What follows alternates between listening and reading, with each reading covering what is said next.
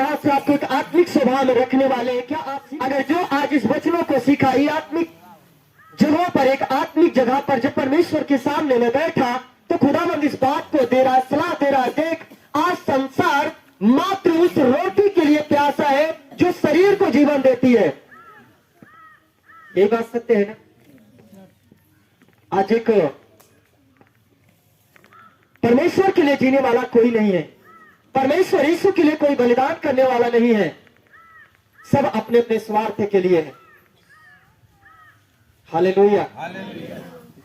बस हम चंगाई पा जाएंगे, हमें कोई मतलब नहीं।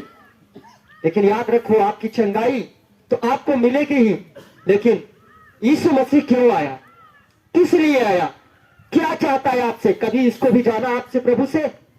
कभी पूछा आपने प्रभु से आपने कि प्रभु मुझसे तू क्या चाहता है? हालेलुया।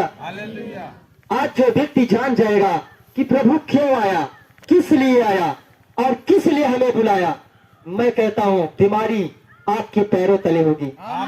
शैतान आपके सामने घुटना टेकेगा और कहेगा कि हे मेरे प्रभु के दास, मुझे जाने दे, अब मुझे तो दुख मत दे, क्योंकि तू सत्य को तो जान चुका। लेकिन जो व्यक्ति कहता है बस बस हो गया, अब तो मैं यीशु मसीह पर पक्का विश्वासी हो गया, शैतान कहता वाह वाह वाह वाह क्या बात है, अब तू असली विश्वासी हो गया, अब तुझे और जानने की जरूरत नहीं है। हालेलुया। एक मैंने तेरे सामने मीठा रख दिया, अब तू यीशु मसीह के साथ एक मीठा खा लिया ना, बहुत मीठा है यीशु मसीह, लेकिन अब हम दोबारा नहीं जाएंगे, क्या करेंगे, इतना मीठा तो बहुत है, अब कम से कम संसार में तो जी ले। हालेलुया। थोड़ा बुराई करे, थोड़ा पाप करे, लेकिन प्रभु क्या कहते हैं? यूहन्ना 6 अध्याय का 25 वचन, हम इस वचन से मनन करेंगे, परमेश्वर के वचन को सीखेंगे हम। आज मनुष्य जीवन क्या चाहती है? वो चाहता है कि मुझे बस चंगाई मात्र मिले, और मैं थोड़ा सा प्रभु में विश्वास किया, मेरी बीमारी चली गई। आप इतने में इतना फूल जाते हो, ऐसा लगता है अब हम स्वर्ग पहुंच गए हैं। हालेलुया। हम इतने में इतना खुश हो जाते हैं, ऐसा लगा कि हम स्वर्ग गए। ऐसा आपको नहीं सोचना है, नहीं इतने मोटे में आप इतने बड़े दिमाग को लेकर यहीं पे मोटा बनकर रह जाओगे और प्रभु से वंचित रह जाओगे। शैतान यही चाहता है कि तू जा, अगर तू नहीं मानता प्रभु के पास, अगर आते हो तो आपको कहते हो भैया आ रहा था तो मेरे घर में पैसे की घटी हो गई, फिर आना चाहा तो साधन नहीं मिला, फिर आना चाहा तो मेरा मन नहीं कह रहा था। तो जब आप अपने जोर जबरदस्ती करके प्रभु के साथ आ ही जाते हो तो कहता जाओ, लेकिन अपने परिवार को मत लेकर जाओ। जाओ, अगर परिवार को लेकर जाते हो तो और चीजों को छोड़कर जाओ। वो चाहता है कि आपका मन आधा यहाँ पे रहे, ताकि तू प्रभु के वचन को ना जान पाए और प्रभु के वचनों से दूर रहे। हालेलुया। लेकिन आपको सबसे बड़ी बात प्रभु पर विश्वास करना चाहिए कि यीशु मसीह है कौन, वो क्यों आया, किस लिए आया, वो मुझसे क्या चाहता है जो अपने पास बुलाया। धन्यवाद करो उस परमेश्वर का और उस बीमारी का जिसके कारण तुम चले आओ प्रभु के समीप। दाऊद राजा कहता है धन्य है, धन्यवाद बोलो रे प्रभु वो बीमारी के लिए कि जो मेरे ऊपर आई, कि मैंने तुझे जान लिया।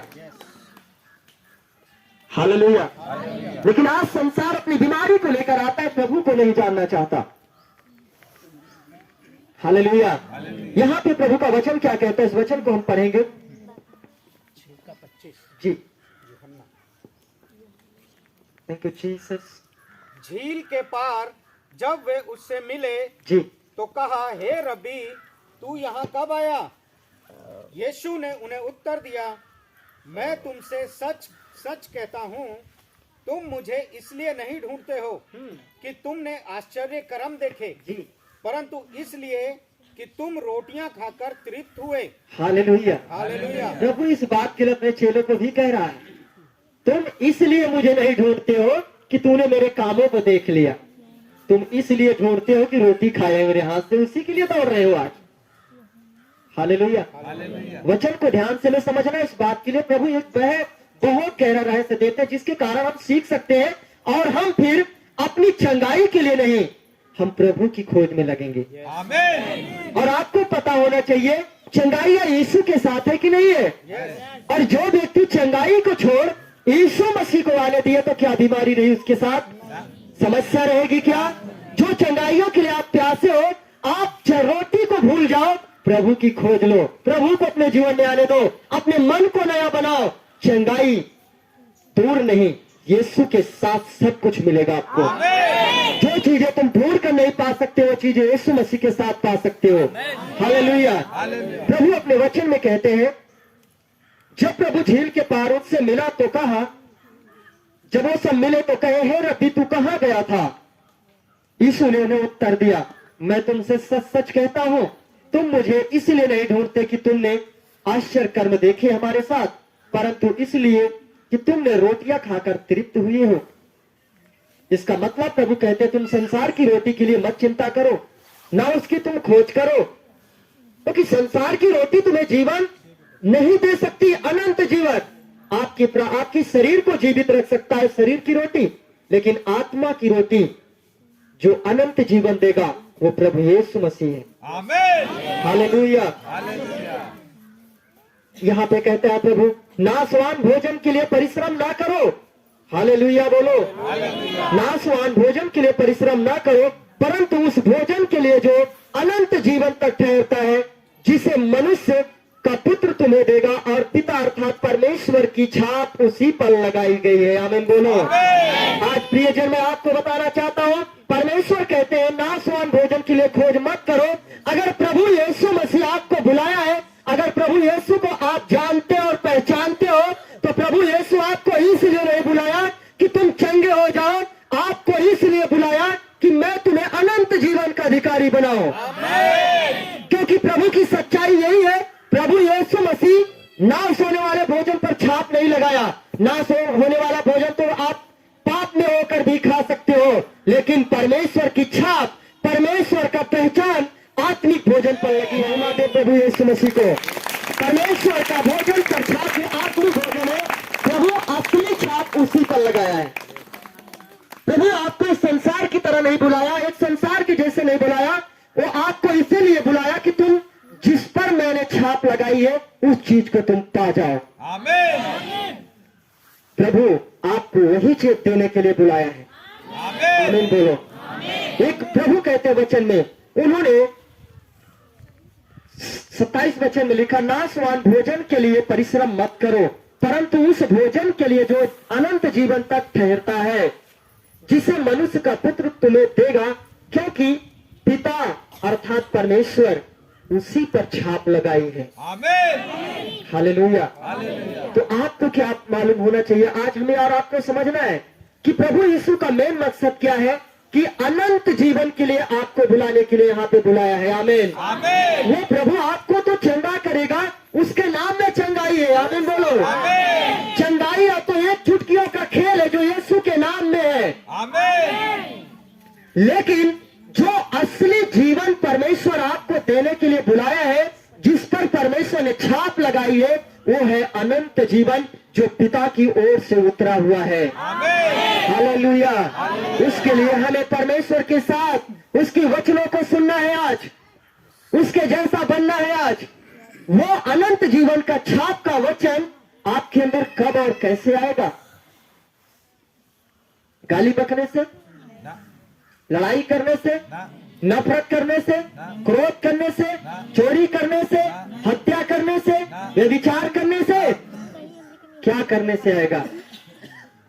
परमेश्वर की आज्ञाओं पर चलने से मिलेगा। आमीन। हम यीशु की जब सुनेंगे, जो यीशु कहते सुनो, नाशवान भोजन के लिए परिश्रम, नाशवान भोजन के लिए किसी की हत्या, नाशवान भोजन के लिए किसी को सताओ, नाशवान भोजन के लिए किसी को लूटो मत, यहां तक कि तुम उसकी खोज में भी मत रहो। लेकिन आज मनुष्य क्या करता है, अगर संगति किया तो वही भोजन के लिए, वही धन के लिए खोज किया। पाप की दुनिया में जो संगति बैठती है, मीटिंग बैठते हैं, वहां पे यही सब लूटने के लिए, एक दूसरे को अब लूटना है। आज अक्सर देखा जाए तो पूरा दुनिया में लूटने के सिवा और कुछ भी नहीं रहा। एक दूसरा झूठ बोलता है, चोरी करता है, इसी में आज पूरा दुनिया जी रही है। जिस दिन वो सत्य पे चलता, उस दिन उसको लूटने की जरूरत नहीं, सत्य उसे स्वतंत्र कर देता। हालेलुया। लेकिन आज प्रभु उनको प्रभु किसको चुना? जब परमेश्वर भोजन का बड़ा भोज किया, लिखा है वचन में, जब एक बड़ा भोज किया परमेश्वर के राज्य में, तो वहां पे अधिकारियों को, गवर्नरों को बुलवाया कि आकर के उस भोजन में सम्मिलित हो।